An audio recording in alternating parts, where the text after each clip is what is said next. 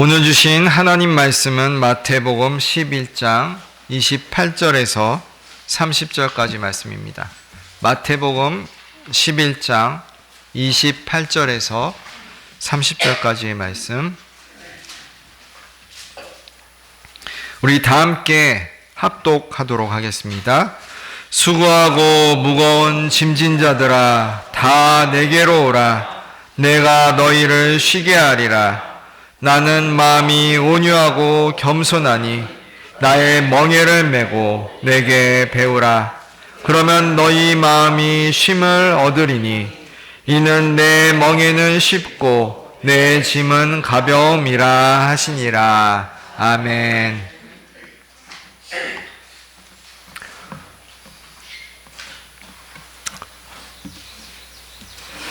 고대 인도에서 전해 내려오는 이야기입니다. 인도의 어느 왕국에 장차 왕권을 물려받게 될 총명한 어린 소년 왕자가 있었습니다. 그 왕자는 4명의 남동생을 비롯하여 많은 사촌 동생들과 함께 왕국에 있는 선생님들로부터 여러 교육을 받았습니다. 어느 날 교사들의 감독관인 큰 스승이 왕족의 자녀들의 수업 진도를 점검하러 왔습니다. 그 큰 스승은 학생들에게 어디까지 배웠는지를 물었고, 동생들은 자신이 공부한 내용을 열심히 그 큰 스승에게 설명했습니다. 그 장남인 왕자의 차례가 되었을 때 큰 스승은 같은 질문을 했습니다. 그러자 그 소년은 초급 읽기 책을 펼치며 조금도 부끄러움 없이 밝고 행복하게 대답했습니다. 저는 글자를 익혔고 이제 첫 문장을 배웠습니다. 큰 스승이 놀라서 다시 물었습니다. 그것이 전부라고? 그 이상은 배운 것이 없는가? 그러자 장남 왕자는 약간 주저하며 말했습니다. 어쩌면 2번째 문장도 배운 것 같습니다. 큰 스승은 화가 났습니다. 마지인 왕자가 누구보다 부지런히 높은 지식과 위대한 지혜를 배우기 위해 다른 동생들의 본이 되도록 공부에 전념했을 것이라 기대했기 때문입니다. 달팽이처럼 굼뜬 것은 예상 밖의 일이었습니다. 큰 스승은 그 왕자에게 당장 자리에서 일어서라고 명령했습니다. 그는 많은 매를 댈수록 아이가 더 나은 인간이 된다는 철학을 가졌기에 그 왕자를 사정없이 회초리로 때렸습니다. 큰 스승은 잔인할 정도로 매를 휘둘렀지만 그 왕자의 모습은 이상할 만큼 평온했습니다. 매를 맞기 전과 다름없이 밝고 온유한 표정이었습니다. 큰 스승이 지칠 때까지 매질을 가해도 왕자의 얼굴에는 분노나 두려움, 억울함과 같은 감정이 보이지 않았습니다. 그런 왕자의 얼굴을 보면서 큰 스승의 마음도 차츰 진정되었습니다. 큰 스승은 속으로 생각했습니다. 말 한마디로 나를 파면할 수 있고 언젠가는 나를 다스리고 인도 전체를 통치할 이 소년이 어찌 이리 평온한가? 가혹하게 매질을 당하면서도 조금도 분노하지 않는다. 다른 형제들은 내가 엄하게 대할 때마다 분개하고 내 회초리를 잡아채 나를 때리기까지 했다. 하지만 이 소년은 전혀 화를 내지 않는다. 변함없이 침착하고 차분하고 온유하다. 그때 큰 스승의 시선이 그 왕자가 배웠다고 말한 첫 번째 문장에 꽂혔습니다. 그것은 산스크리트어로 된 책의 알파벳 뒤에 이어서 나오는 이런 문장이었습니다. 화내지 말라. 결코 흥분하지 말라. 이성을 잃지 말라. 그리고 두 번째 문장은 이런 것이었습니다. 진실을 말하라. 언제나 진실만을 말하라. 소녀는 그 큰 스승에게 첫 번째 문장을 배웠다라고 말했습니다. 그리고 약간 망설이며 두 번째 문장도 배웠다고 말했었습니다. 큰 스승의 눈은 첫 번째 문장을 다시 읽고 있었습니다. 화내지 말라. 결코 흥분하지 말라. 이성을 잃지 말라. 큰 스승은 첫 번째 문장을 읽고 다시 소년의 얼굴을 바라보았습니다. 그러면서 깨달았습니다. 소년의 얼굴은 절대 화내지 말라라는 그가 첫 번째 배운 문장 그 자체였던 것입니다. 침착하고 차분하며 밝고 온유한 소년의 얼굴이 그 큰 스승의 가슴에 절대 화내지 말라라는 문장의 의미를 온전히 전해주고 있었습니다. 큰 스승은 그동안 이 첫 문장을 어린 학생들에게 가르치면서 그대로 살지 못했고 그저 앵무새처럼 의미 없이 떠들었던 것이었습니다. 본질에서 벗어난 것은 자신이었음을 큰 스승은 깨달았습니다. 그러면서 자신의 지식이 얼마나 짧았는지도 깨달았습니다. 큰 스승은 회초리를 손에서 내려놓았습니다.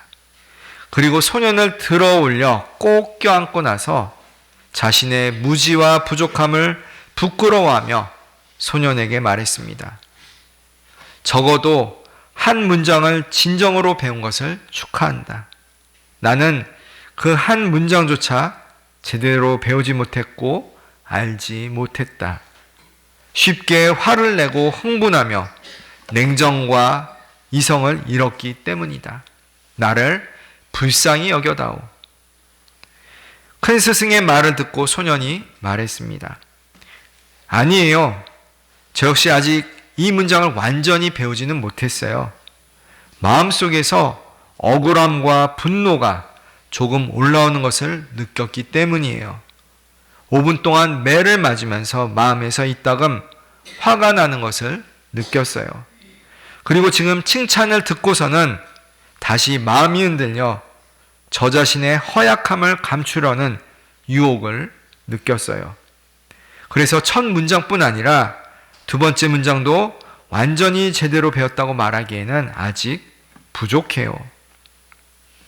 그렇기 때문에 소녀는 두 번째 문장, 오직 진실만을 말하라 라는 것을 배웠다고 말할 때 약간 주저한 것이었습니다. 첫 번째 문장을 완벽하게 배웠다고 말하는 것이 아직은 진실에 조금 못 미쳤다라고 느꼈기 때문입니다. 그는 훗날 인도의 어느 고대 왕국의 강력한 왕이 되어서 나라를 잘 다스렸습니다. 그리고 그 두 문장 중 그 어느 것도 잊지 않았습니다. 그 왕은 그 문장을 배웠던 어렸을 때처럼 성인이 되어도 여전히 차분하고 침착하고 온유한 성품을 지니고 살았다고 합니다. 우리 옆에 있는 성도님들과 이렇게 인사 나누겠습니다. 온유한 사람이 됩시다.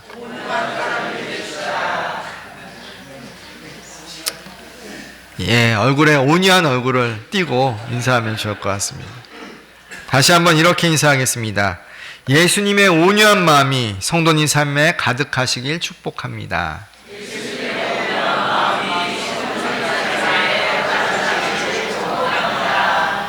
아멘.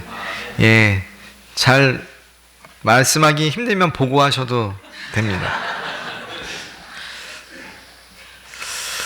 우리는 예수님처럼 이라는 이 연속된 주제의 말씀을 몇 주에 걸쳐 계속 살펴보고 있습니다. 여태까지 다룬 주제들을 잠시 이 시간 복습해 보면 첫 번째는 예수님의 마음이 이라는 주제로 말씀을 전했습니다. 예수님께서 품은 마음, 그것은 아버지의 마음, 섬기는 마음, 끝까지 사랑하는 마음이다 라고 말씀을 드렸습니다. 두 번째는 예수님의 평안이라는 주제로 또 말씀을 함께 나눴습니다. 그 평안은 세상이 주는 평안과는 다른 평안이고, 또 예수님의 평안은 하나님과 함께하는 임재에서 오는 평안이고, 두려움을 이기는 평안이다 라고 말씀드렸습니다.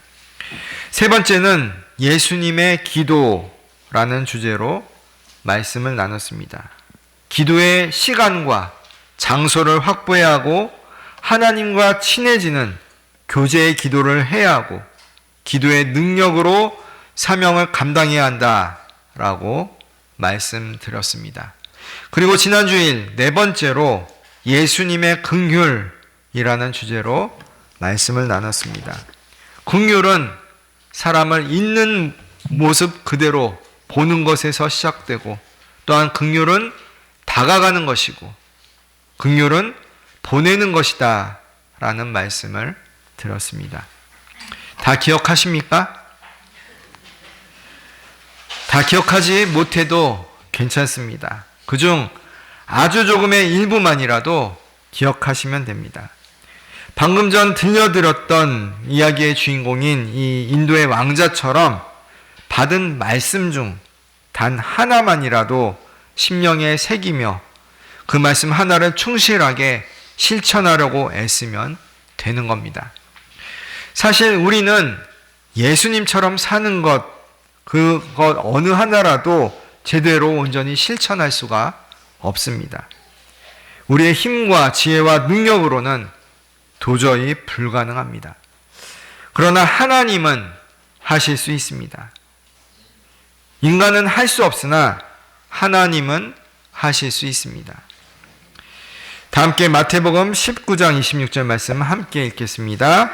예수께서 저희를 보시며 가라사대 사람으로는 할 수 없으되 하나님으로서는 다 할 수 있느니라. 아멘. 이 말씀은 우리 대부분의 성도님들이 2주 전에 관람했던 영화 신의 악단에서 주인공이 읊은 성경 구절 말씀이기도 합니다. 그렇습니다. 예수님처럼 사는 것은 흉내를 낸다라고 되는 것은 아닙니다. 그렇지만 성령이 임하시면, 예수님의 영이 우리 안에서 역사하시면 우리는 예수님처럼 예수님의 성품을 세상에 나타내며 살아갈 줄 믿습니다. 오늘은 예수님처럼 이 시리즈 말씀 5번째로 예수님의 온유에 대해서 함께 나누고자 합니다. 사랑하는 성도 여러분, 여러분은 예수님을 믿으십니까? 아멘이십니까? 예. 이건 아멘 하셔야 됩니다. 예수님을 믿는다라는 것은 그저 예수님을 존경한다라는 것이 아닙니다. 예수님께서 우리를 위해 십자가에서 대신 죽으셨지, 그러니까 우리는 예수님을 구세주로 믿으며 사랑하고 존경해. 난 그 예수님을 믿어. 이렇게 생각만 하고 그것에 따른 행함이 없다면 그런 믿음은 단순히 머리로서만 인정하는, 머리만 끄덕끄덕하는 동의에 지나지 않습니다. 예수님을 믿는다는 것은 단순히 예수님의 존재를 인정하거나 종교 생활로 교회 다니는 것만을 의미하진 않습니다. 성경에서 말하는 믿음은 예수님의 삶과 성품을 닮아가는 행동을 포함합니다. 제가 전에 한번 말씀드렸다시피 믿음에는 2가지 요소가 있습니다. 하나는 신뢰이고 하나님을 의지하는 것이고, 또 하나는 하나님 말씀에 순종하는 것입니다. 제대로 믿는다라고 하면 신뢰와 순종이 같이 있어야 합니다. 믿는다라고 마음과 생각과 정신과 영혼을 다해 깊이 받아들이는 한편, 그 믿음이 실제로 삶 가운데 순종으로 나타나야 하는 것입니다. 우리 주 예수님은 말씀이 육신이 되신 분입니다. 그렇다면 우리는 그 반대가 되어야 합니다. 우리 육신이 세상을 향한 말씀이 되어야 하는 겁니다. 하나님의 말씀이 우리 육신을 통해 나타나야 합니다. 그것이 순종입니다. 우리가 믿음으로 순종해서 닮아가야 하는 예수님의 성품 중 중요한 것이 온유라는 것입니다. 오늘 본문 말씀 마태복음 11장 29절에 나오는 단어 온유, 이 단어의 헬라어 원어는 프라우스라고 하는데 이 단어의 핵심 의미는 이렇습니다. 힘이 있지만 절제하는 상태, 분노를 통제하는 부드러움, 권리를 주장하지 않고 하나님께 맡기는 태도, 다른 사람을 부드럽게 대하는 성품, 이것을 온유의 그 헬라어 원어가 갖고 있는 의미입니다. 우리가 사용하는 한국말 이 온유로 번역된 단어 프라우스의 어원을 보면 야생마를 길들이다라는 말에서 유래했다라고 합니다. 다시 말해 길들여진 말의 모습이 온유를 나타내는 것입니다. 그래서 성경에서 말하는 온유는 약함이 아니라 통제된 힘을 뜻합니다. 바꿔 말해 절제된 강함을 나타냅니다.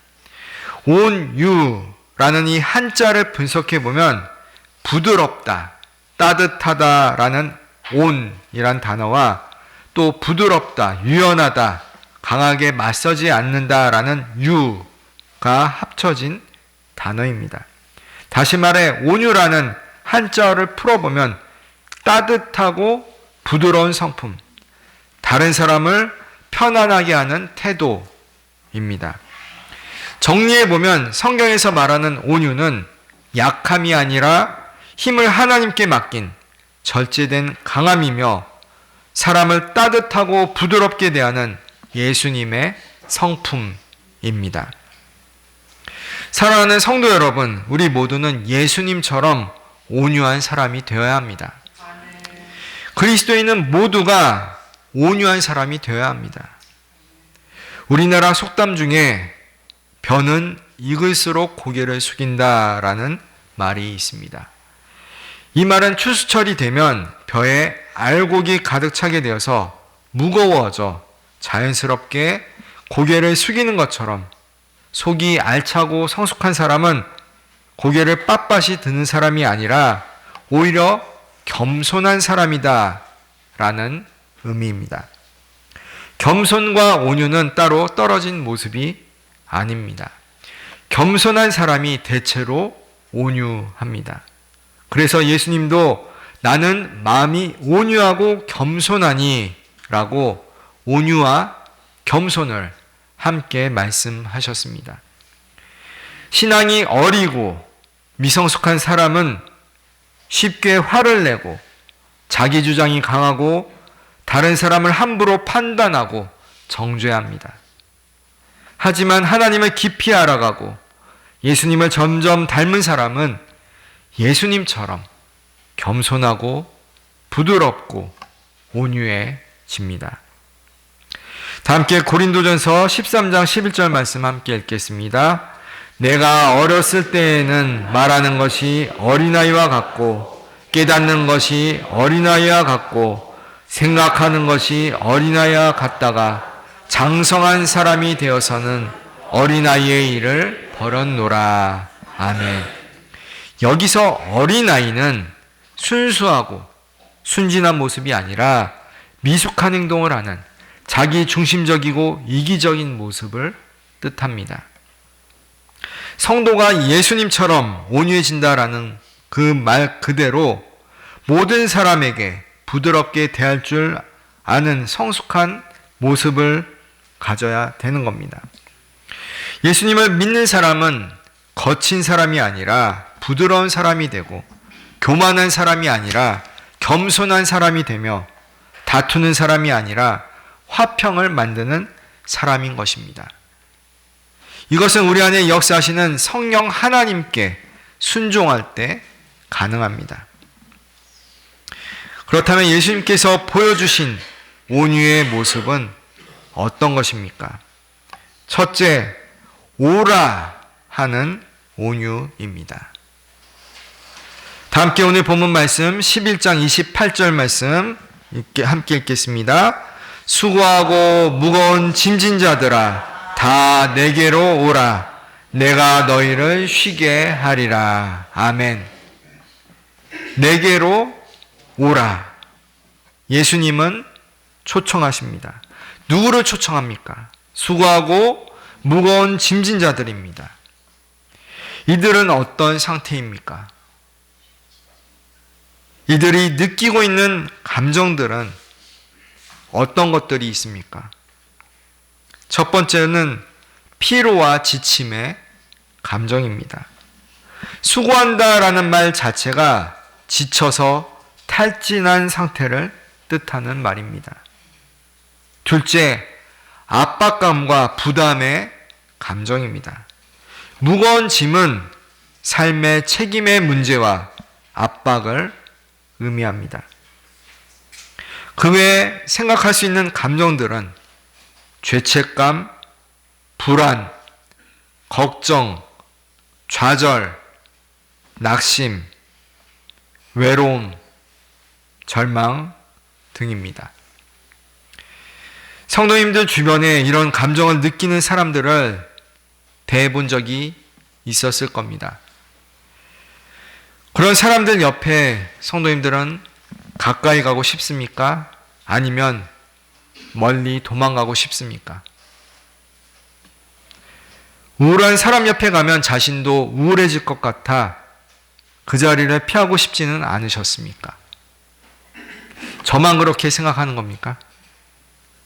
온갖 부정적인 감정들을 표출하는 사람들을 보면 우리는 행여 그런 부정적인 감정에 자신도 전염될까봐 본능적으로 피할 생각을 먼저 합니다.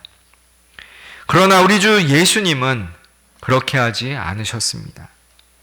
그런 삶의 무게에 짓눌린 사람들을 오라 라고 초청하십니다. 초대하십니다. 그들을 부드럽고 따뜻하게 대하시겠다 하신 겁니다.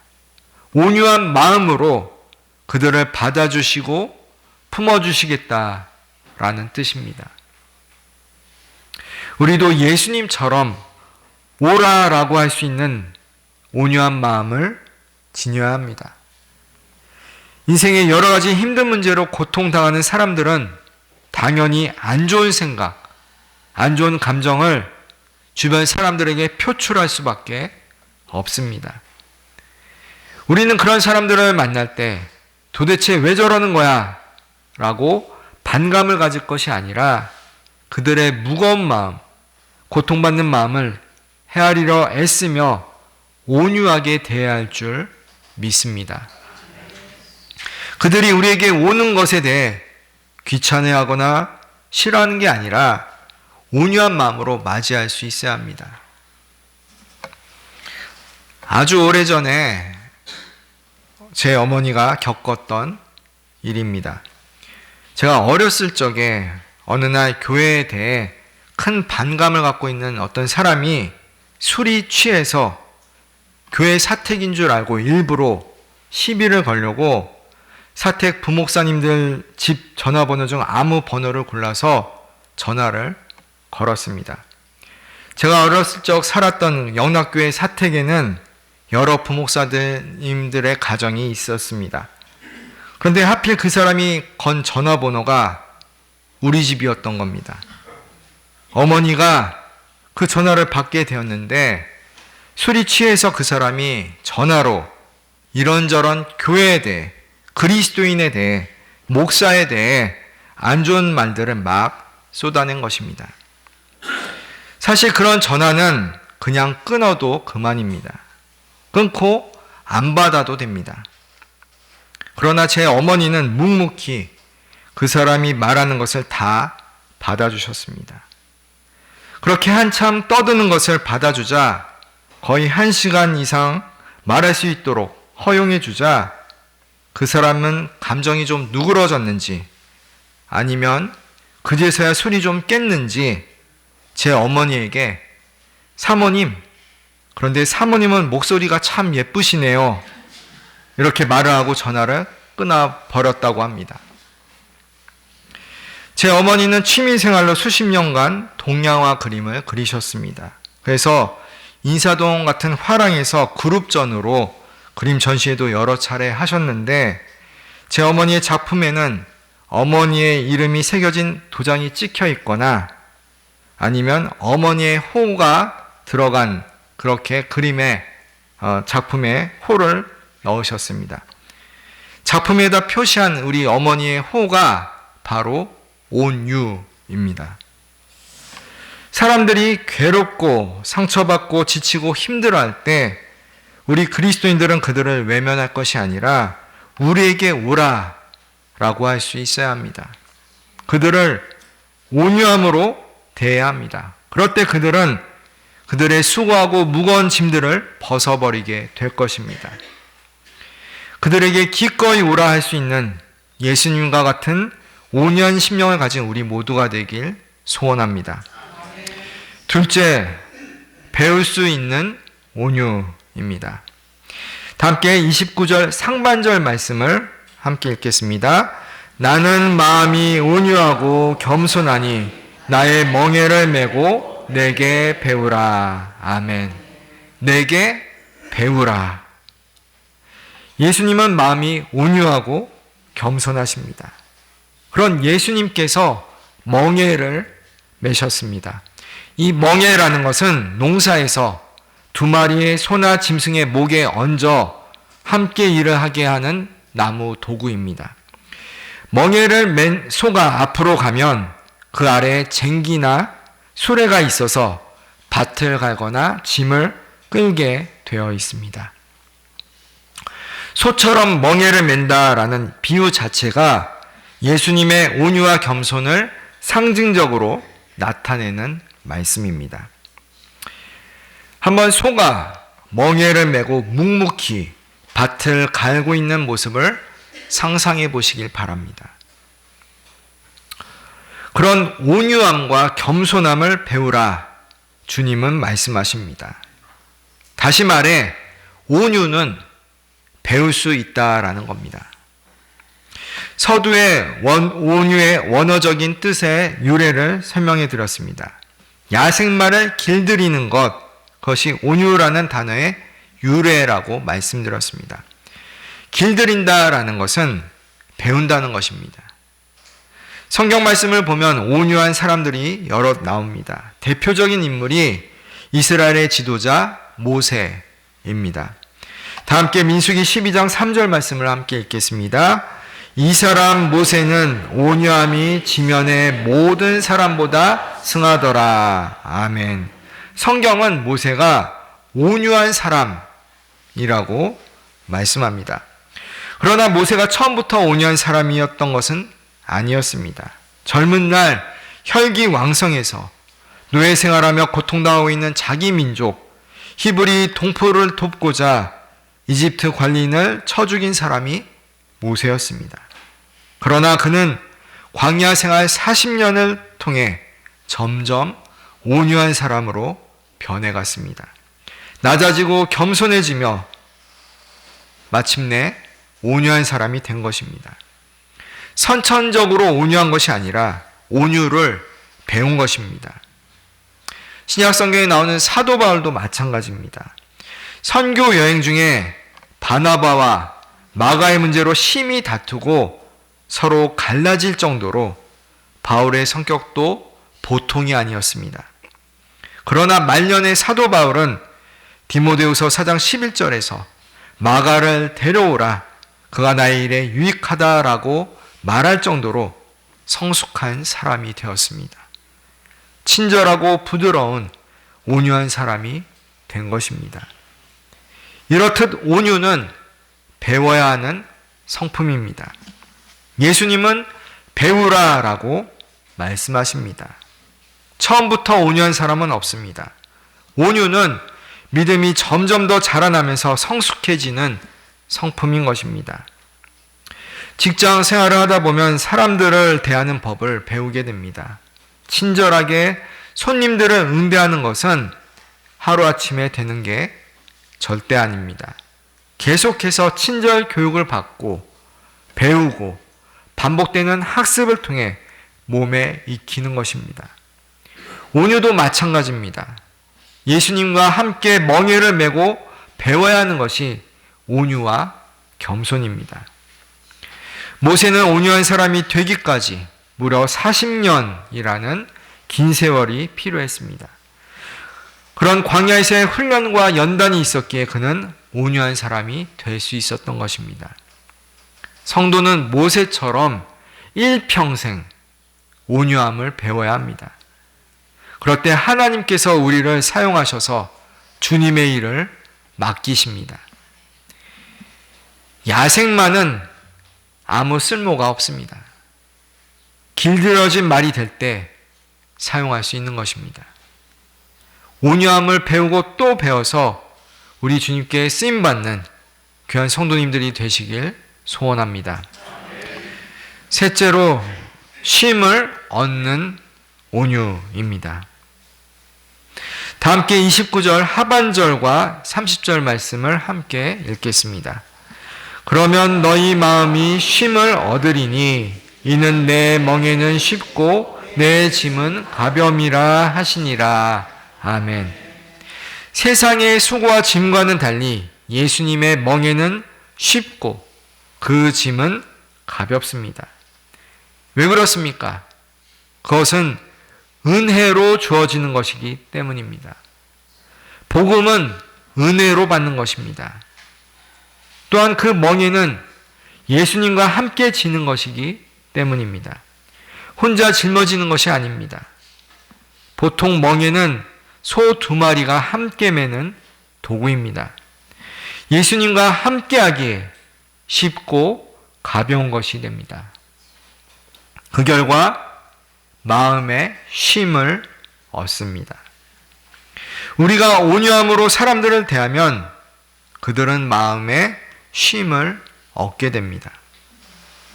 가는 말이 고우면 오는 말도 곱습니다. 온유함으로 대한다라는 것은 비록 오는 말이 곱지 않아도 계속 가는 말을 곱게 하는 것입니다. 처음에는 상처받은 상태로 와서 감정적인 말을 쏟아내며 온갖 안 좋은 소리를 내더라도 꾹 참아주고 인내하고 온유함으로 대하면 어느샌가 마음이 풀려서 상대방도 온유한 모습으로 변합니다. 그러면서 마음의 쉼을 얻게 되는 겁니다. 이솝 우화에서 옷을 벗도록 하는 것은 강한 바람이 아니었습니다. 따뜻한 햇볕이었습니다. 온유와 친절로 대하면 지치고 피곤한 사람들의 마음에는 어느새 따뜻하고 부드러운 햇살이 들어오게 되고 그 결과 참된 쉼을 얻게 되는 것입니다. 덧붙여 예수님은 마태복음 5장 5절 산상수훈 팔복 말씀에서 온유한 자는 땅을 기업으로 받는다라고 말씀하셨습니다. 그 땅은 궁극적으로 하나님의 나라입니다.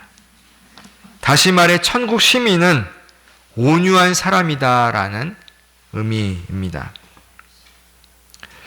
오늘 주신 이 말씀들을 깨달아 우리도 예수님처럼 예수님의 온유함으로 사람들을 대하며 살아가야 할 줄 믿습니다. 힘들고 지친 사람들이 우리에게 와서 그들도 온유함을 배우고 쉼을 얻도록 우리 믿는 성도들이 수고하고 섬겨야 합니다. 우리의 온유함을 통해 예수님의 사랑과 은혜가 온 천하에 전해질 수 있기를 주님의 이름으로 축원합니다. 기도합니다. 상한 갈대를 꺾지 않으시며 꺼져가는 등불을 끄지 않으시는 온유하신 주님, 예수님처럼 우리도 온유하게 하소서. 그리하여 힘들고 지친 사람들이 우리에게 오는 것을 기꺼이 받아들이며 그들도 우리 마음에 있는 예수님의 온유함을 배워 참된 쉼을 얻게 하소서. 그런 천국 백성으로 살아가는 우리 모두가 되게 하소서. 온유하고 겸손하신 우리 주 예수 그리스도의 이름으로 기도드립니다. 아멘.